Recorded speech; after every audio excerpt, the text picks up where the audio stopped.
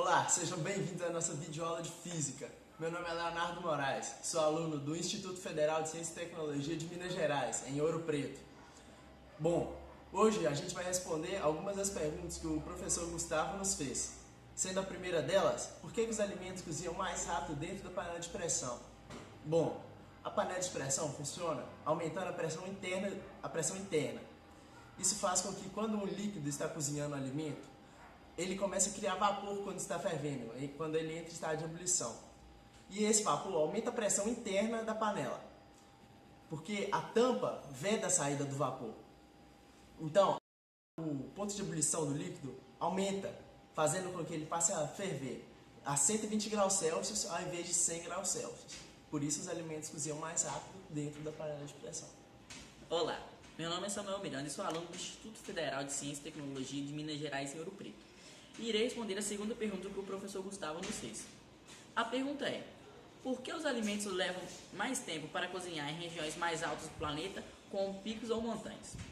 Muitas pessoas pensam que isso tem relação à falta de oxigênio ou porque é mais frio, mas esses elementos não interferem nesse caso. O que acontece é que em altas altitudes a pressão atmosférica é menor, ou seja, a temperatura da água fervente também é menor, pois, como sabemos, temperatura e pressão são diretamente proporcionais. E pressão e temperatura relacionada à altitude são inversamente proporcionais. Em altitudes muito elevadas, como por exemplo 8.000 metros, a água ferve em 80 graus Celsius. Isso significa que a água para cozinhar os alimentos atinge no máximo 80 graus Celsius. Já ao nível do mar, a água ferve em 100 graus Celsius. Consequentemente, a água para cozinhar os alimentos atinge no máximo a temperatura citada. Ou seja, a cozedura demora mais tempo a 80 graus Celsius do que a 100 graus Celsius. Olá, meu nome é Vinícius Rodrigues, sou aluno do Instituto Federal de Ciência e Tecnologia de Minas Gerais, em Ouro Preto, e irei responder a terceira pergunta que o professor Gustavo nos fez. A terceira pergunta é: por que é tão fácil escorregar sobre uma pista de patinação do gelo? É bem simples de entender.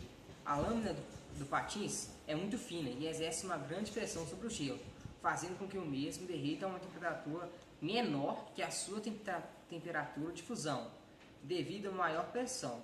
Com isso, a camada de gelo logo abaixo do patins vira água e é possível deslizar.